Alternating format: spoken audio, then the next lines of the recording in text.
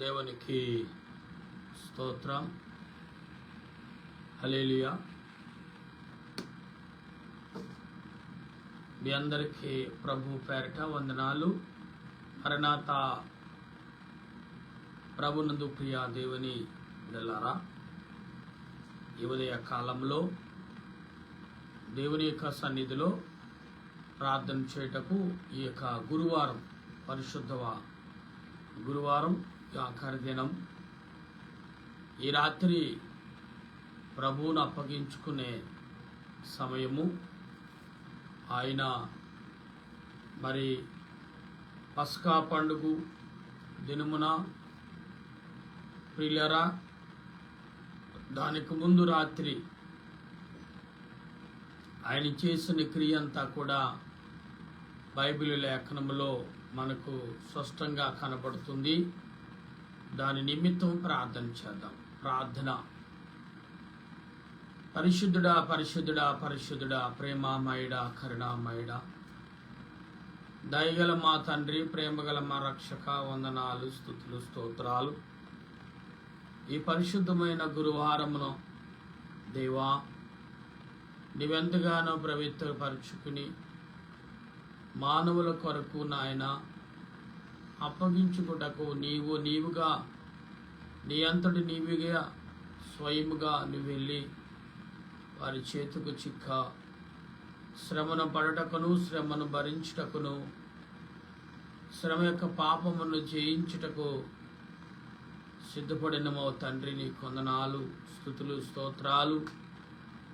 ప్రార్థించడం తప్ప మేమేమి చేయగలం ప్రభా? స్తుతించడం తప్ప మేమేం చేయగలం ప్రభా? యేసయ్యా, నీవిచ్చే కృపను బట్టి, నీవిచ్చిన బలమును బట్టే తప్ప నువ్వేమి చేయగలం.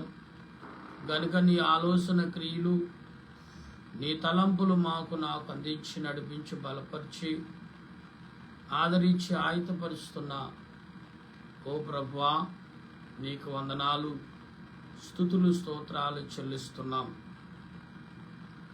ఈ సమయంలో ఈ నామాను బట్టి మేము ప్రార్థిస్తుండగా తండ్రి యొక్కయు, కుమారుని యొక్కయు, పరిశుద్ధాత్మ యొక్క నామమున ఆమేన్.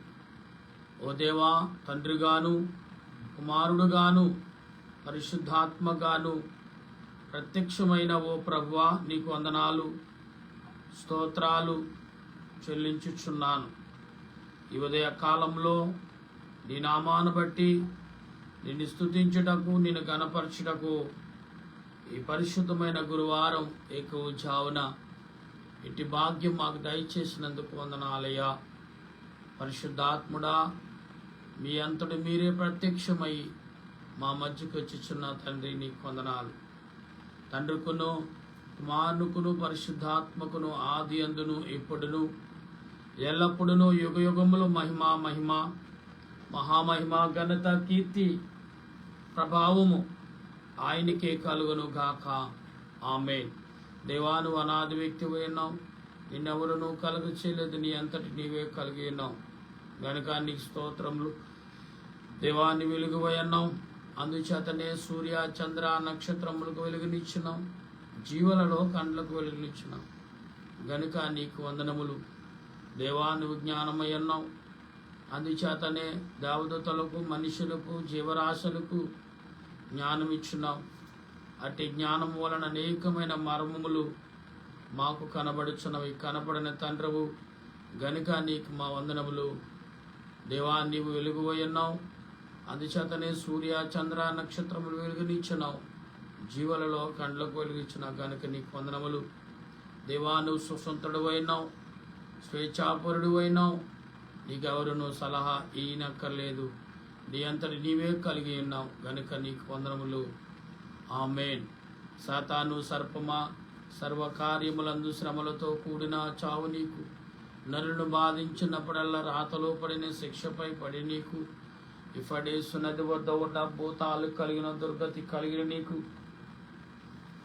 విజ్ఞప్తి పత్రిక వెల్లడింపక ముందే కపంబయ్య భీతి కలిగిన నీకు. 7 నిమిష మాట తలనొప్పి హింస నీకు. హర్మయోని గిద్దం అడులు నీకు. కడతరి కరుగుయే బట్టి కాయలు నీకు, అగ్నిగుణమద నిరాశ నీకు. సాతానా, దురాత్మలారా, దయ్యములారా, భూతములారా, పిచాచుములారా, నజరడి యేసు క్రీస్తు నామములో గద్దిస్తూ బంధిస్తున్నాను. ఆమేన్. సైన్యములకు అధిపతి యెహోవా పరిశుద్ధుడు, పరిశుద్ధుడు, పరిశుద్ధుడు, సర్వలోకము ఆయన మహిమతో నిండి ఉన్నది. ఆమేన్. లేఖనము చదువుకుందాం. అందరూ శ్రద్ధ కలిగి బైబిలును పఠిద్దాం. కీర్తన గ్రంథము 129వ కీర్తన మనం చదువుకుందాం ప్రియులారా. ఈ 129వ కీర్తనలో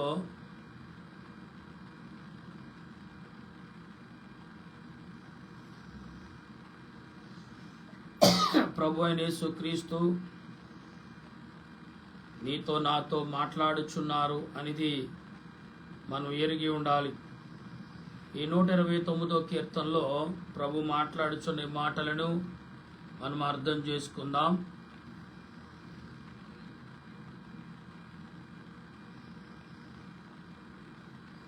ఇశ్రాయేలు ఇట్లనము, నా యవన కాలం మొదలుకొని నా యవన కాలం మొదలుకొని పగవారు నన్ను అధిక బాధకులు కలగజేయచ్చు వచ్చిరి. నా యవన కాలమందు మొదలుకొని నాకు అధిక బాధలు కలగజేసి వచ్చిరి. అయినను వారు నన్ను జయింపలేకపోయిరి. దున్నువారు నా వీపు మీద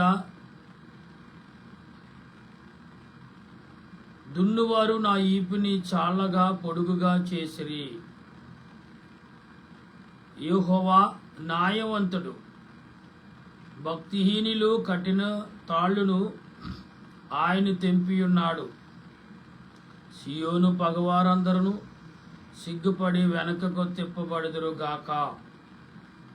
వారి ఇంటి మీద పెరుకు గడ్డి వలె ఉందురుగాక. వారి ఇంటి మీద పెరుకు గడ్డి వలె ఉందురుగాక. అది వాడిపోవును. కొయ్యవాడు తన గుప్పుళ్ళైనను పనల కట్టేవాడు తన ఒడునైనను దానితో నింపుకొనుడు. దారిని పోవారు యెహోవా ఆశీర్వాదమును నీ మీదుండును గాక. యెహోవా నామమున మిమ్మల్ని దీవించుచున్నాను అని అనుకయందురు. ప్రభునందు ప్రియ దేవుని బిడ్డలారా, ఈ ఉదయకాల ఎక్కువ జావున ఈ పరిశుద్ధమైన గురువారం, ఈ 2026లో ఈ పరిశుద్ధమైన గురువారం దేవుడు యేసు ప్రభు తనకు తానుగా అప్పగించుకునే దినం. మానవుల యొక్క పాపము నిమిత్తము ఆయన సిద్ధపడిన దినం. మానవుల పాపము కొరకు అప్పగించుకున్న దినం. ఈ మానవుల కొరకు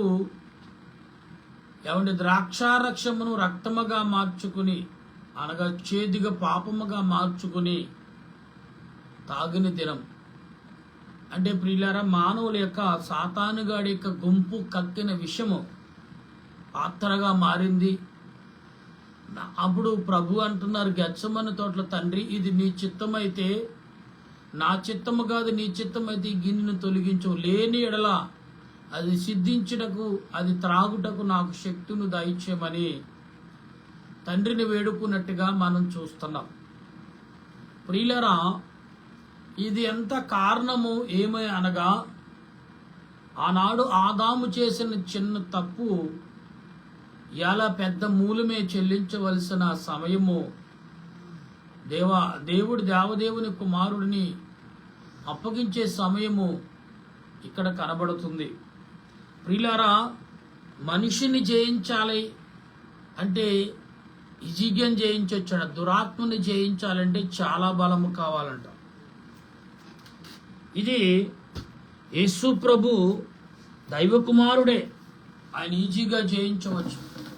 కానీ యేసు ప్రభు ఏం చేశారంటే, నరుడుకు సాతానును ఎలా జయించాలో ఆయన అనుభవించి మరి చూపించాడు. ఇవాళ మనుషులందరూ కూడా పాప నిమిత్తము, పాప తలంపుల నిమిత్తము అనేక రీతిలుగా మనం కలిగి ఉంటున్నాం. కానీ ప్రియులారా, ధనమును ఎవరైనా సమకూర్చుకుంటారు, ఎవరైనా ఖర్చు పెడతారు, ఎవరైనా సృష్టించుకోవచ్చు. దాని విలువను తెలుసుకోవటం చాలా కష్టం. ఎందుకు అంటే ధనము దేవుడిచ్చిన జ్ఞానము అనేది ఒక కవి చెప్తున్నాడు. ధనము దేవుడిచ్చిన జ్ఞానము, దాన్ని అనుభవించటం కూడా దేవుడిచ్చిన శక్తి, దానిని కొనసాగించటం కూడా దేవుడిచ్చిన బలము అన్నాడు. అంటే ఇది మానవుడి వల్ల జరిగే పని కాదు. దేవుడు తన శక్తిని మానవుడికి ఇస్తేనే తప్ప దాన్ని సృష్టించే శక్తి, హ్యాండిల్ చేసే శక్తి, దాన్ని వాడుకునే శక్తి మానవుడికి కలదు అన్నాడు. ఎందుకు అంటే మానవుడు అన్నింటిలో ఆరితేరిన వాడని మనం అనుకోవటం చాలా గుడ్డుతనం. అవునండి. ఎందుకు అంటే దేవుని కృపలేందే మానవుడైనా పూచుకు పూల కూడా తీసి పక్కన పెట్టలేడు. కానీ విశ్వాసముతో అతడు మహా పర్వతమునే సముద్రంలోకి నెట్టగల శక్తిమంతుడు మానవుడికి ఉన్నదని, అది కేవలము దేవుని యొక్క విశ్వాసము కలిగి ప్రార్థనతోటే, నీ నోటి స్వరముతో, విశ్వాసముతో, భక్తితో, భయముతో, విధేయతతో, వినయముతో, ఆసక్తితో, ఆలోచనతో, జాగ్రత్త కలిగి, భద్రత కలిగి నువ్వెప్పుడైతే ప్రార్థిస్తున్నావో ఆ ప్రార్థనకు ప్రతిఫలము నీ కళ్ళ ముందు కనపడుతుంది. దేవుడు సృష్టించిన సృష్టి దేవునికి లోబడకుండా మనుషులకు లోబడుతుందా అంటే అది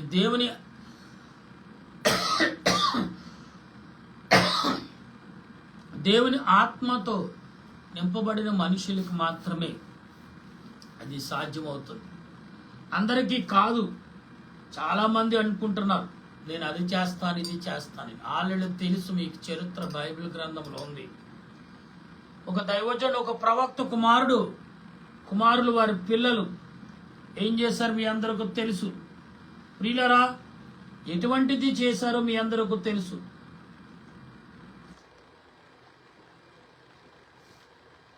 ఎందుకు అంటే దురాత్మను గద్దిస్తున్నారు. అందరూ గద్దిస్తున్నాం. మా నాన్నగారు అటు శక్తిమంతుడు, ఆయన పిల్లలు అని మేము కూడా శక్తిమంతులం కదా అని అంగిలి కుట్టించుకుని గబగబా త్వరగా అంగిలి కుట్టించేసుకున్నారు, వేసేసుకున్నారు. ప్రజల మధ్యకి వెళ్ళారు. చేసుకుంటే ఒక రోజున చాలా బలంగా సాతానుగాడు, చూడండి, దేవుని శక్తిని సాతాను శక్తిని బయలుపరచటకో లేకపోతే అది రుజువు చేయటకు జరిగిన సంఘటన మనం గ్రహించాలి. ఇక్కడ ఒక వ్యక్తి ఇంట్లోకి దురాత్మ ఒక ఆమెను పట్టుకున్నప్పుడు, ఆ వ్యక్తిని పట్టుకున్నప్పుడు దురాత్మ ఆ ఇంటి వారు చెయ్యా, ఓ ప్రవక్తలారా, ఇదిగో మా ఇంట్లో దెయ్యము పట్టిన ఒక ఆమె ఉంది, ఏంటి మనుషులున్నారు, ఆ మనిషిని మీరే కొద్ది ప్రార్థన చేసి రక్షించండి అన్నప్పుడు ఎంత లేదు మేము వచ్చేస్తున్నాం అన్నారు.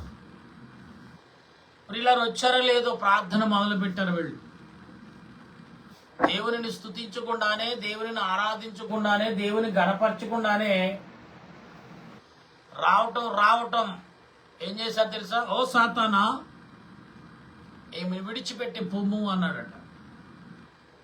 ఒకసారి చూశాడు, రెండోసారి చూశాడు, మూడోసారి అవతల వాడు సాతానుగాడు ప్రశ్నిస్తున్నాడు, మీరు ఎవర్రా? ఇలా డైరెక్ట్గా అడుగుతుంది, మీరు ఎవరో? ఏ అర్హత కలిగి ఉంది మీకు నన్ను గద్దించుటకు? ఏ అర్హతతో మీరు నన్ను గద్దించుటకు వచ్చారు అంటే మేము ప్రవక్త కొడుకులము, ప్రవక్త బిడ్డలము అని మాట్లాడతారు. రే ఇలాగంటే, ఒరే అపోస్తులైన పౌలు ఎవరో తెలుసా మీకు? ప్రవక్తలు ఎవరో తెలుసా మీకు? వారి విధానం ఏంటో తెలుసా మీకు? వారికి లోబడతాను, మీరు లోబడమంటారా? మీరు కాకి పిల్లలు అని గద్దించినప్పుడు వీళ్ళు కొంచెం కోపం వచ్చింది. కోపం వచ్చి ఓ సాతానా అని అవతల వారి జుట్టు పట్టుకుని గద్దించడం మొదలుపెట్టాడు. ఇంకా లాభం లేదనుకున్నదో మరి ఏమనుకుని తెలియదు, సమయం ఇవ్వలేదు ఇంకా వాళ్ళకి. వెంటనే దూకి వారిని ఇద్దరు మెడ పట్టుకుని కొట్టడం మొదలుపెట్టింది. మూడోవాడు ఇలాగా కొందరిని కొట్టడంలో పరుగులెడతాం మొదలుపెట్టారు. వెనకబడి చీల్చి వాళ్ళ వస్త్రాలు చీల్చి వారి ఈపులు పగిలిలాగా కొట్టింది సాతానుగాడు. ఎందుకంటే ప్రియులారా, సాతానుగాడు సాధారణంగా అన్నీ తెలుసునివాడు. నీవు నేను అనుకున్నట్టుగా మన ఆటలు ఉడకాలంటే నీలో ఉండాలంటే ఉడుం పట్టు ఉండాలి. పూర్వకాలం దొంగతనానికి వెళ్ళవలసిన వారు ఎత్తైన గోడలు కట్టుకున్నారు. రాజుల ఇంటికి దొంగతనానికి వెళ్ళి బయటపడ్డాడంటే వాడి జీవితం పండినట్టే. ఆనాడు కాలంలో వజ్రాలు, వైడూరాలు, వెండి, బంగారం పుష్కలంగా రాజుల దగ్గర ఉండేది. అవును ప్రియులారా, అలాగా ఉడుము పట్టు కలిగి ఉండాలి. అంటే ప్రార్థనలో ఆడుతేరై ఉండాలి. విశ్వాసులు దృఢమైన నమ్మకం, ప్రాణం పోయినా కానీ సాతానుని గద్దించకుండా వెళ్ళకూడదు. పరిశుద్ధాత్మకు ఎప్పుడైతే నువ్వు పరిశుద్ధాత్మను ఆదరణ కోరుకున్నావో, పరలోకమైన దేవదూతల పరిశుద్ధులు ఈ స్వరాన్ని, ప్రభువా ఇదిగో విశ్వాసముతో ఒక భక్తుడు, ఒక భక్తురాలు నీకు మొరపెడుతున్నారు. పైగా మొరపెట్టి చాలా బలమైన శక్తితో ప్రార్థన చేస్తున్నాడు, సాతానుని గద్దిస్తున్నాడు. ఎంతో బలంతో, ఎంత పట్టుదలతో అతను చేస్తున్నాడు ఈ పని. కాబట్టి ఆదరణ కలగజే ప్రభు అని ప్రియులరా అనేక రీతిలుగా వారు ప్రార్థన చేస్తారు. ఎలాగుందంటే ఇక్కడ ఎలాగున్నదంటే ఆత్మ సంబంధం. అంటే పరిశుద్ధమైన వారములో, ఈ గురువారములు యేసు ప్రభు తనకు తానుగా శక్తినంతని ఉపయోగించకుండా ఏమీ తెలియనట్టుగాను ఏమీ లేనట్టుగాను ప్రవర్తిస్తున్నాడని సాతానుగాడు గమనించి ఇదే ఆయుధంగా చేసుకుని ఆయన ఈపును పొలము దున్నినట్టు దున్నాడు. ప్రియులారా, మనం ఇక్కడ చదువుతున్నాం కదా, ఈ 29వ వచనంలో 129వ వచనంలో ఏమంటున్నాడు? ఇక్కడ ఈ 29వ అధ్యాయంలో ఇశ్రాయేలు ఇట్లనును, నా యవన కాలం మొదలుకొని పగవారు అధిక బాధలు కలగజేయచ్చు వచ్చిరి. నా యవన కాలము మొదలుకొని నాకు అధిక బాధలు కలగజేసి వచ్చిరి. అయినను వారు నన్ను జయింపలేకపోయిరి. దున్నువారు నా వీపు మీదకెక్కిరి, వారు చాలవలుగా పోడుగుగా చేసిరి. యెహోవా న్యాయవంతుడు, భక్తిహీనులు కట్టిన త్రాళ్లును ఆయన తెంపి ఉన్నాడు. ఇక్కడ ఎలా ఉందో చూసారా? భక్తిహీనుల యొక్క తాళ్ళు ఆయన తెంపి ఉన్నారు. ఇశ్రాయేలు పసిపిల్ల వాళ్ళే ఉన్నారని ఇది ఆయన ఉద్దేశం.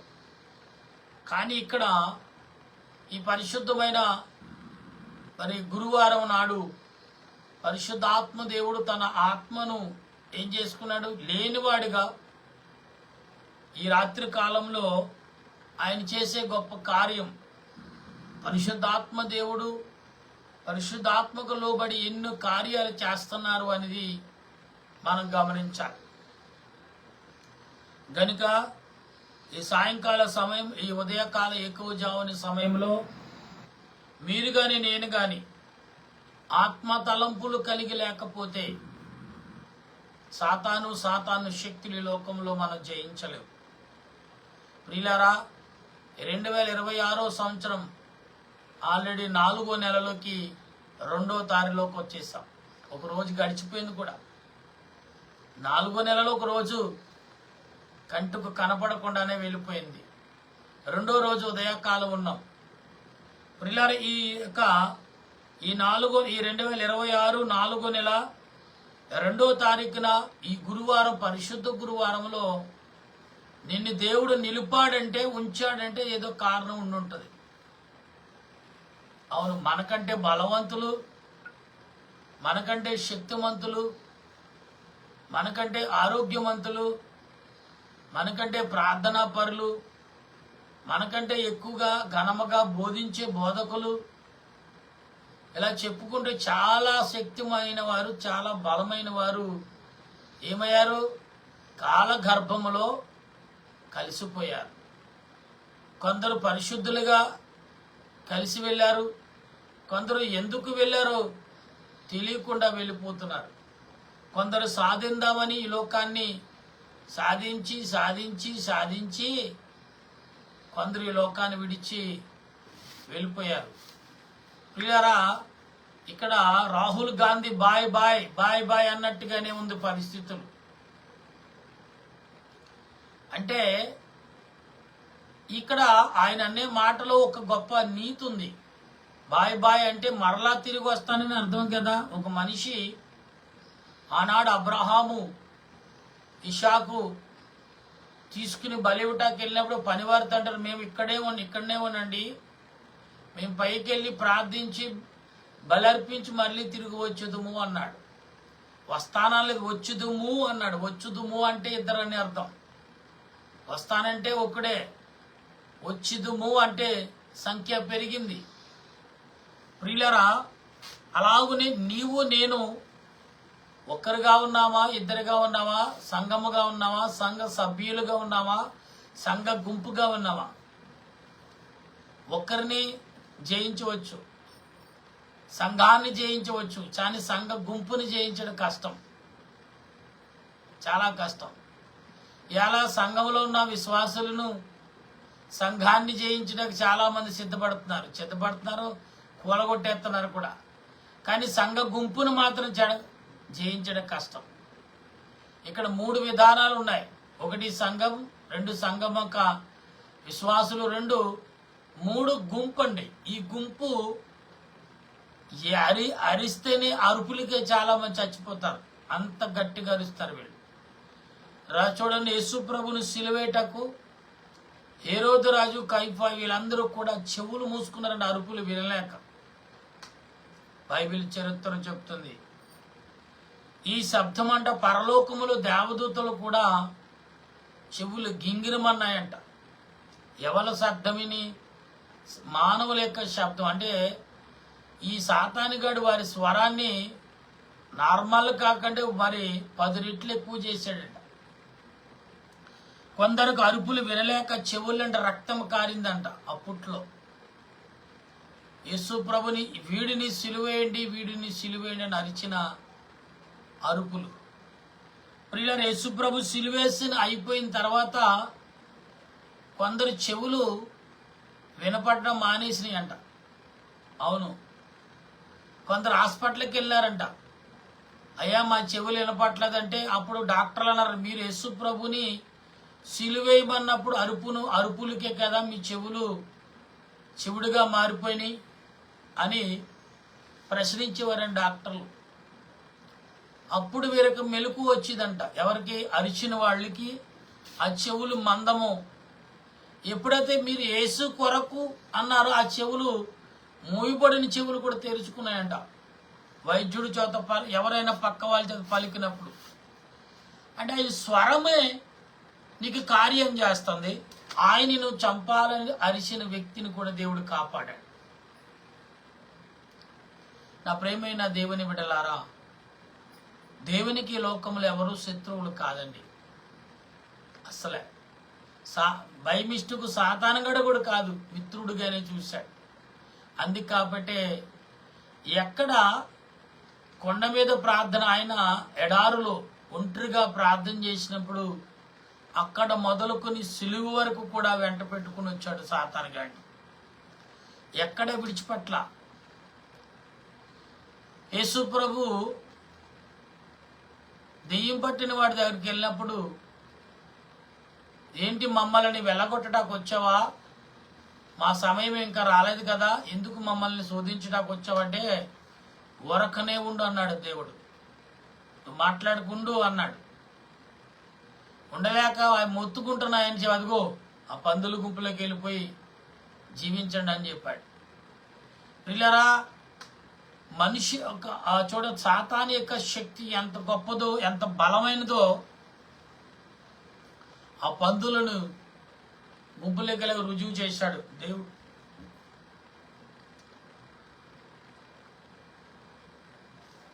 ఇంత బలమైన శక్తులతో మీరు పోరాడాలి. అందుకే ఇంత బలం కలిగి ఉండాలని యేసు ప్రభు మనకు చూపించాడు. సాతాను యొక్క బలం ఎంతో, ఎంత శక్తిమంతుడో చూపించాడు మనకి. ప్రియులారా, ఆ శక్తిని జయించుటకు యేసు ప్రభు శిలువ పైన 7 మాటలు పలికారు. మరి 6వ మాట సమాప్తమైనది అంటే ముగించబడుతుంది. ముగించబడుతుందనే మాటకు ఇంకొక మాట ఉంది. తండ్రి, నా ఆత్మను నీ చేతులకు అప్పగిస్తున్నాను అంటే ఈ లోకంలో ఆయన చేయవలసిన పనులన్నీ ముగించాడు. మరి 7వ మాటకు ప్రియులారా, తండ్రి అది చిత్తానికి అప్పగించాడు. తన చిత్తం తీసుకోలేదు. ఇవాళ ఎవరైనా ఏదైనా అప్పగిస్తే ఆ క్రియేటివ్ ఆ యొక్క విలువలు పురమాయించిన వాడే తీసుకుంటాడు, కష్టపడి వాడికి ఇవ్వడం. ఇక్కడ అలా కాదు, రివర్స్. ప్రియులారా, కష్టపడి వాడికి ఇచ్చాడు, దాన్ని నియమించిన వారు ఇద్దరూ కలిపి చేశారు ఆ పని. యేసు ప్రభు తండ్రిని దేవునికి, అందుకే తండ్రి, నా ఆత్మ నీ చేతులకు అప్పగిస్తున్నాను అన్నారు. అనగానే ఆయన పాత్ర ముగించబడింది. మరి 33.5 సంవత్సరాలు ఈ భూమి మీద దేవుడు మౌనంగా ఉన్నాడు. సృష్టికర్త తన కుమారుడికి అప్పగించాడు. ప్రియులారా, నీ ఆయుష్ ఎంత? నీ ఆయుష్ ఎంత? 70 ఏళ్ళ, 80 ఏళ్ళ? 80 ఏళ్ళు నీకు అవకాశం ఇస్తే నువ్వేం చేస్తున్నావు? ఏమంటే 33.5 సంవత్సరాల అవకాశం ఇచ్చిన ఒక మానవుడైన యేసుక్రీస్తు ప్రభు ఎన్ని కార్యాలు చేశాడు.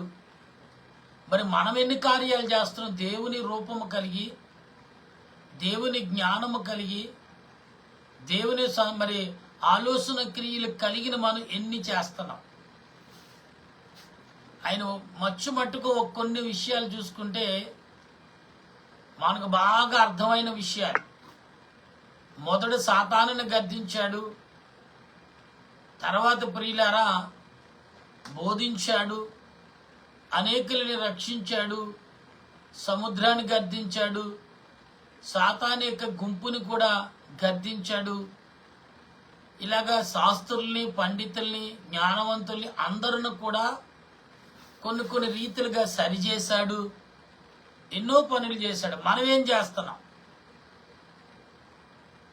నీ 60 ఏళ్ల జీవితంలో ఎన్నో ప్రమాదములు, ఎన్నో ఇబ్బందులు, ఎన్నో శోధనలు. చాలా నిపుణులైన వారు చెప్తారు, 100 ఏళ్ళు కాచి వచ్చిన శోధనను జయించారు చాలా బలమైన వారు మనుషులు అంటున్నారు. ఇప్పుడు పండితులైన వారు ఏమన్నారు? కరోనా దాటిన తర్వాత మనుషులు చాలా బలమైన వారు అయ్యారు అని అంటున్నారు. కరోనాను జయించిన ప్రతి వారు కూడా బలవంతులేనండి. ఎందుకంటే సాతాను యొక్క ముళ్ళును విరచటకు, సాతాను యొక్క ముర్లును ఇరిచే ఆలోచనలోకి ప్రజలు చాలా ఆలోచనలోకి వచ్చేసారు. ప్రియులరా, మనం ఒకసారి ఆలోచించాలి ఇక్కడ. ఎందుకు అంటే అనేకమైన తలంపులు కలిగి, అనేకమైన ఉద్దేశాలు కలిగి మనం ఉన్నామా లేదా? ఏ తలంపులు కలిగి మనం దేవునిని ఆరాధిస్తున్నాం? ఏ ఉద్దేశం కలిగి ఆయన ఎందుకు వచ్చాం? ఏ ఉద్దేశం కలిగి ఆయన సన్నిధిలో మనం ప్రార్థిస్తున్నాం? నా ప్రియమైన దేవుని బిడ్డలారా, ఈ యొక్క పరిశుద్ధమైన గురువారం దేవుడు నిన్ను ఒకటే ప్రశ్నిస్తున్నాడు, కుమారుడు నువ్వు సిద్ధమేనా? ప్రియులారా, యుద్ధానికి వెళ్ళేవాడు ఎంతగా సిద్ధపడాలో మొదట స్టార్టింగ్లో నేర్పుతాడు. మిలిటరీ వాళ్ళు పనిచేసే మొదటి వారికి మినిమం 6 నుంచి 7 సంవత్సరాల ట్రైనింగే ఉంటుంది. 3-4 సంవత్సరాలు 3 నుంచి 4 సంవత్సరాల ట్రైనింగే ఉంటుంది. ఆ ట్రైనింగ్లో వారికి మొదట నేర్పిదండి అలర్ట్. ఎంత వేగంగా వస్త్రాలు ధరించుకుంటావు, నీ చేత ఆయుధాలు పట్టుకుంటావు, ఎంత త్వరగా నీ బాడీని సిద్ధపరచుకుంటావు అనేది మొదట నేర్పుతారంటే మిలిటరీ వారు. అంటే భగవంతుడిచ్చిన దేహాన్ని నలపకుండా ఆలోచనతో శక్తి కలిగి, చాలా నలిగిపోకుండా శక్తి కలిగి. యేసు ప్రభు నలిగిపోయారంటే ఎందుకు నలిగారు? మానవ యొక్క పాప ఆలోచన తొలగించాలంటే ఆయన నలగొట్టబడ్డాడు. ఒకటి శరీర సంబంధముగా, 2 ఆలోచన సంబంధంగా సాతానిక ఆలోచన క్రియలను, శరీర సంబంధమైన బలహీనతలను తెలుసుకుంటకు ఆయనే మొదట బలహీనతయ్యాడు. ప్రియులారా, ఏదైనా జంతువును పట్టుకున్నప్పుడు దాని వీక్నెస్, దాని బలం ఎక్కడుందో మనం తెలుసుకుంటే ఎంత జంతువు అయినా సరే ఈజీగా లొంగదీయచ్చు. ఎస్, దాని బలం ఎక్కడో, దాని ఆయుపొట్టు ఎక్కడో, దాని శక్తి ఎక్కడో మనం గ్రహించున్నాడు. ఈజీగా తెలివిగా దానిని ఏం చేయొచ్చు? పడగొట్టచ్చు. ఇది మానవుడి యొక్క దేవుడిచ్చిన తెలివితేటలు. దేవుడి లోకమును సృష్టినంతటిని ఆయన కంఠ స్వరముతో సృష్టించాడంటే దేవుడు ఎంత ఆలోచన శక్తివంతుడై ఉంటాడు లెక్కేయండి. బైబిల్ లేఖని చెప్తుంది, ఆకాశము నా సింహాసనము, భూమి నా పాదపీఠము అని అంటున్నాడు. ఆకాశము నా సింహాసనం, భూమి నా పాదపీఠము అంటున్నాడు. అంటే ప్రియులారా, దేవుడు ఎంత ఎత్తుంటాడు, ఎంత బలవంతుడై ఉంటాడు, ఎంత శక్తివంతుడై ఉంటాడు. ఇది గ్రహించగా మనం చాలాసార్లు కుప్పుగొంతులు వేస్తూ ఉంటాం. వచ్చి ఎవరి దగ్గర సింహం ముందు ఏమంటే ఎలకి పిల్ల కొంతలేస్తే ఏమవుతుంది? అలాగా గంతులేస్తాం దేవుని దగ్గరికి వచ్చి. కొందరు సంఘ పెద్దగా, కొందరు విశ్వాసులుగా, కొందరు అనివారిగా, కొందరు బోధకులుగా, కొందరు దేవుని దగ్గరికి వచ్చి అబ్బో ఉసరవేలు కూడా పోటీ పడుతుందేమో, ఉసరవేలు కూడా కళ్ళు మూసుకుంటుంది, చెవులు మూసుకుంటుంది, అలా చేస్తారు వీళ్ళు. కొన్ని నిజాలు ఖచ్చితంగా మనం ఒప్పుకోవాలి, బయలుపరచాలి. ఇందుకు మానవుల యొక్క అవమానమును తగ్గించాలంటే కొన్ని నిజాలు ఒప్పుకోవాలి, మనం తప్పదు. ఎస్, మన గొప్ప స్థాయిని హెచ్చించుకోవాలంటే మనం కొంచెం అవమానం పడాలి. అందుకే యేసు ప్రభు అన్నారు కదా, నువ్వు ఎక్కడైతే అవమానం పడుతున్నావో అక్కడే నీకు ఆకేసి భోజనం పెట్టిస్తానన్నాడు. అంటే శత్రువు ఎదుటే నీకు భోజనం సిద్ధపరుస్తానన్నట్టు మామూలు భోజనం కాదండి. ఆంధ్రాలో, కోస్తా జిల్లాలో శోభనాలకు పెట్టే భోజనాలు ఎలా ఉంటాయి తెలుసు కదా మీ అందరికీ. ఒక స్త్రీ పురుషుడు ఏకత్వంగా కలిసి బిడ్డలకని ఆ గడియలో వారికి ఎలాగైతే పుష్టమైన ఆహారం వారితో పాటు అక్కడికి వచ్చిన గుంపు కూడా పెడతారు. ప్రియులారు, ఇలాగా కొన్ని శాస్త్రాలు, కొన్ని మూఢనమ్మకాలను బట్టి మనుషులు నడుస్తారు. మంచిదే. కొత్త పెళ్లి కొడుకు పొద్దుెరగడు అన్నట్టు, అంటే కొత్త పెళ్లి కొడుకు పొద్దు వైపు చూడడంకా. అలాగనే ప్రియులారా, కొత్త పెళ్లి కొడుకు పిండి వంటలు, అరుసులు, సిన్నుండ్లు, బలమైన పౌష్టాహారం పెడతారు. ఎందుకని? వారి బిడ్డలో కనాలని, శక్తివంతులుగా ఉండాలని. ఇవన్నీ కూడా మీ అందరికీ తెలుసు. ఇదేదో కొత్తగా చెప్పే వింత కాదండి. మానవుల మధ్య జరుగుతున్న ఒక ప్రక్రియ. ఇదేదో కొత్తగా ఏదో చెప్పరాని మాటలు చెప్తున్నారు అనుకోకండి. అన్ని మనుషుల్లోకి దేవుడు పెట్టిన మాటలే. ఒకవేళ వినరాని మాటలు ఏమైనా వచ్చుంటే మీ అందరూ నన్ను మన్నించాలి. చెప్పరాని మాటలు చెప్పుంటే, ఇక్కడ ఈ మాటలు చెప్పకూడదని ఎక్కడైనా రాసుంటే నాకు చూపించండి, నా కామెంట్ ద్వారా పంపించండి. ప్రియులరా, దేవుడు ఏ రకంగా నిన్ను నన్ను వాడుకుంటున్నాడు. ఈ పరిశుద్ధమైన గురువారం ఆయన ఏమన్నాడు? ఎవరితో ఏమన్నాడు? పేతురుతో ఏమన్నాడు? ఇస్కరియోతుతో ఏమన్నాడు? మగ్దలేనే మరియతో ఏమన్నాడు? ఇవ్వండి, తైలం తీసుకొచ్చిన మరియను ఏ రకంగా దీవించాడో మనం చూసాం. అయినా కానీ మట్టి బుర్రలు కదా. యేసు ప్రభు అన్నాడు, బేదలు మీరు ఎల్లప్పుడూ మీతో ఉంటారు, ఎప్పుడు మీతో ఉంటారు, నేను మీతో ఎక్కువ కాలం ఉండలేను. కాబట్టి తెలివిగా ఆమె నా సిలువను, నా మరణమును, నా భూస్థాపన యొక్క క్రియను కనపరిచింది, చూసింది. అంత గొప్ప దేవునికి ఇది ఇవ్వటం తక్కువే అనుకుంది.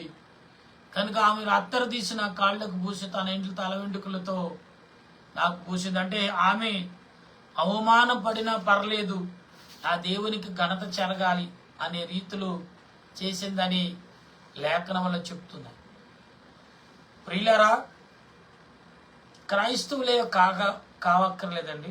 మానవుడిగా పుట్టిన ప్రతివాడు దేవునిని ఘనపరచగలడు. ఏం చేయగలడు?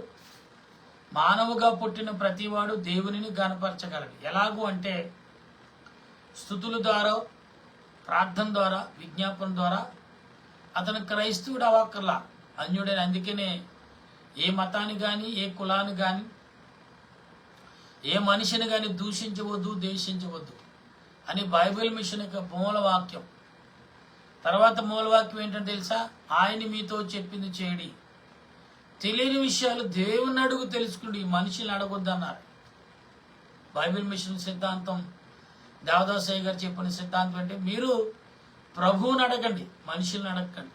మనుషులు నవ్వులు పాలు చేస్తారు. నేను బలపరిచేవాడు, నేను ఆదరించేవాడు, నేను ఘనపరిచేవాడు ఆయనే. ఆయనకు మొరపెట్టు, నీకు ఉత్తరం వస్తుంది. ఉత్తరం రాకపోతే ఆగిపో, ఉత్తరం వచ్చే వరకు, సమాధానం వచ్చే వరకు ప్రార్థించు అన్నారు. ఇలా అవకాశం దొరికితే చాలు. ప్రియులారా, ప్రార్థన చేయరు, బైబిల్ పట్టుకుంటారు, ఏరిని వచనాలు చదువుకుని వెళ్ళిపోతారు పైకి. ఎక్కడికి? పులిపేట మీదకి వెళ్ళిపోయి మాట్లాడతారు. మొదటేమో జోకులు, కథలు, ఎలా చెప్పాలో ఎలా ముగించాలో తెలియని పరిస్థితుల్లో ఏదో ఒక పాట చెప్పి అటు ఇటు చూసి వందనాలండి అంటాడంతే, దిగిపోతాడు. కొందరు ఉంటారు, కొద్ది గొప్ప చదువు కలిగిన వారు ఏం చేస్తారంటే చెప్తూనే ఉంటారు కథలు. ప్రియులారా, నువ్వు చెప్పవలసిందండి ఆత్మను నశించిపోకుండా కాపాడవలసిన మాటలు చెప్పాలి. ఆత్మను సాతాను పట్టుకుపోకుండా, తన గుంపుగా చేసుకోకుండా, తన చేతుల్లోంచి విడిపించడానికి చేయాలి ప్రార్థన. అటువంటి సూచనలు చూపించే ప్రార్థన చేయాలి. అటువంటి దాని కొరకు నువ్వు విజ్ఞాపన చేయాలి. సాతాను గడ వ్యాధి రూపంలో, బలహీనత రూపంలో, ఏమంటే నిరాశ రూపంలో, లేక అనాలోచన రూపంలో అనేకమైన రీతిలుగా నిన్ను శోధిస్తాడు. ఆ శోధనలన్నీ కూడా మనం ఏం చేయాలంటే జయించుటకు ప్రయత్నము చేయాలి అనేది లేఖనం చెప్తుంది. ఈ పరిశుద్ధమైన గురువారం ప్రభు, ఇదిగో నా శరీరము తినుడి, ఇదిగో నా రక్తము త్రాగుడి అని వారి యొక్క పాదములు కడిగి వారి దేహాలు పరిశుద్ధపరిచి ఈరోజు ఆయన చేస్తున్న ప్రక్రియ. మనము కూడా అనేక సంఘాల్లో 199 సంఘాలు మరి ఈ రాత్రి కాలం దేవుని స్తుతిస్తూనే ఉంటారు. కానీ ప్రియులరా, ఆదివారం వస్తేనే ఏదో ఏదో ఏదో మాట్లాడుతూ ఉంటారు. ప్రియులరా, ఆదివారమైనా, సోమవారమైనా, మంగళవారమైనా, గురువారమైనా, శుక్రవారమైనా, శనివారమైనా, మరలా 7 రోజుల్లో దేవుడు గొప్ప కార్యములు చేసేవాడు. నీ ఎడల, నా ఎడల. కనుక ఈ యొక్క గురువారం ఉదయకాలం ఎక్కువ జామున పరిశుద్ధాత్మ దేవుడు మరి నీ ఆలోచన నీ తలంపులు కూడా నెరవేర్చినట్లుగాను అందరూ ప్రార్థన చేసే కృపను ఆ పరిశుద్ధాత్మ దేవుడు మనందరికి అందించును గాక. ఆమేన్. ప్రార్థించాలి. దయగల మా తండ్రి నీ కొందనాలు. నిజమే ప్రభువా, దావీదు గారు చెప్పినట్టుగాను మా స్థితిగతులను వెరిగిన దేవుడివే, కానీ నీవు చేస్తున్నావని జాగ్రత్త కలిగి భద్రత కలిగి ఉండగల కృపను అందించమని అడుగుచున్నాను ప్రభువా. మానవుడి యొక్క మనుగుడు ఎప్పుడు ఎలా ముగిస్తుందో తెలియని యొక్క సమయముగా మా కంటికి కనబడుతుంది ప్రభువా.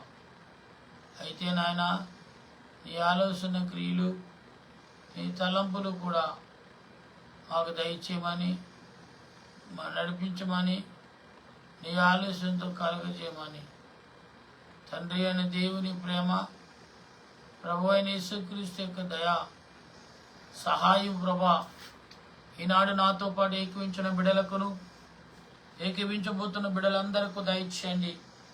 ఈ పరిశుద్ధమైన గురువారిని ఆత్మ కలిగి నీ ఆత్మతో నింపబడి నీ శరీర రక్తములు పుచ్చుకునిచున్న వారికి నీ శక్తిని బలాన్ని సమకూర్చి నీ సన్నిధి వారికి తోడుగా ఉంచి నీ ఆలోచన వరకు బలమును చేకూర్చి నీ ఆలోచన గొప్ప శక్తితో నింపబడి నీ ఆలోచన ఆత్మ నడిపింపు అన్నిటిని బట్టి వందనాలు స్తోత్రాలు చెల్లించుచున్నాము తండ్రి.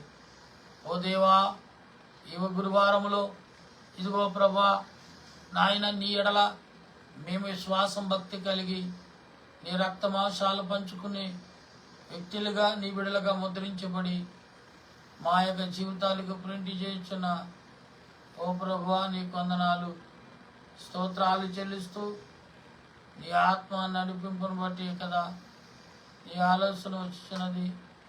అటువంటి ఆలోచన అన్నింటిని బట్టి ప్రభువా నీ సన్నిధి యొక్క ఆలోచనలోని నీ ఆత్మ నడిపింపులో దయచేసి ఇక్కడ ప్రార్థిస్తున్న బిడ్డలందరూ ఆలోచనలన్నిటి కూడా నీ సన్నిధిలో నీ ఆలోచనలో నడిపించి బలపరచమని మా ప్రభువును రక్షకుడైన యేసుక్రీస్తు యొక్క దివ్యమైన నామములో అడుగుచు బ్రతిమాలుచు ప్రార్థిస్తూ స్తుతిస్తూ నేను ఆరాధిస్తూ కొనియాడుచున్నాను మా పరమ తండ్రి.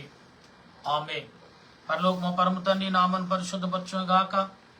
నీ రాజ్యం వచ్చును గాక. నీ చిత్తం పరలోకమందు నెరవేరినట్లు భూమి యందు నెరవేరును గాక. మానవ ద్రవ్యం మాకు దయచేయము.